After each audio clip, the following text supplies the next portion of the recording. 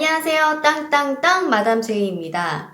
네, 이제 두 번째 시간을 맞이하게 됐는데요. 토지 투자에 앞서서 왜 하필 토지 투자인가? 부동산에는 굉장히 많은 다양한 종류들이 있는데 그 중에서 왜 마담 제이는 땅일까? 저의 생각을 공유하고자 하는데 일단은 어릴 때부터 제가 항상 들었던 게 땅 부자였어요. 고정관념인 세뇌교육인지는 모르겠지만 부자들은 땅을 소유하고 있구나. 네, 물론 뭐 아파트, 상가도 많이 갖고 계시면 좋고 다 좋은데 진짜 부자는 토지를 갖고 있다, 땅을 갖고 있다 라는 어떤 그런 생각이 자리를 잡았던 것 같아요. 커서도 저 실제로 관심을 갖고 보다 보니까 다른 부동산보다는 훨씬 많이 상승하고 있구나 이런 것들을 알 수가 있었고요. 지난 과거 부동산 그 목록들을 봐도 토지만큼은 이렇게 많이 큰 폭으로 상승하지는 않았어요.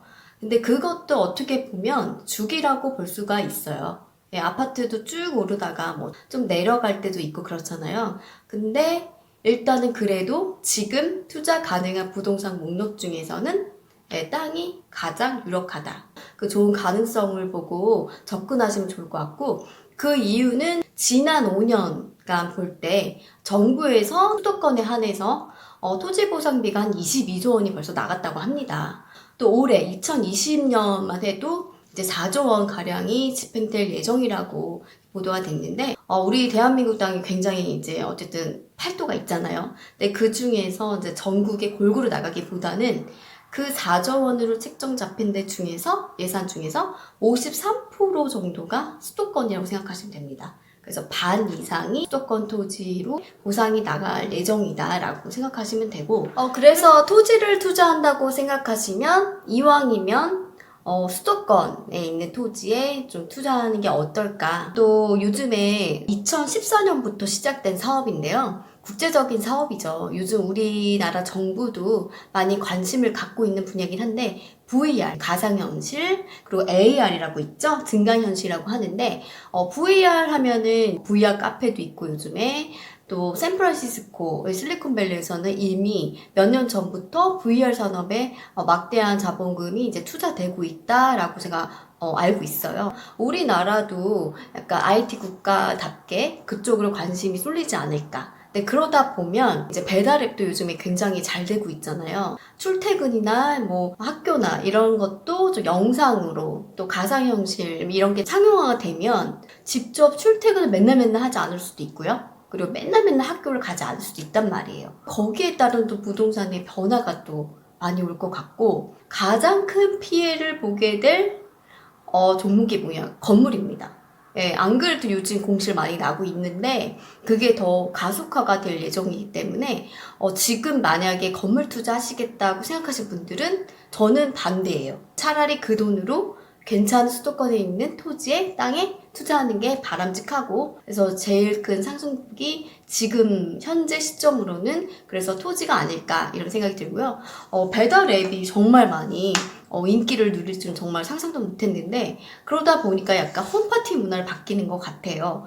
그러다 보면은 또 건물에 투자하는 게 조금 생각보다 큰 상승폭이 생기지 않을 수 있다고 유추해 볼 수가 있어요. 그리고 마지막으로 한 가지 더 땅에 투자하면 좋은 이점이 뭐냐면 전 세계에 정말 많은 나라가 있잖아요.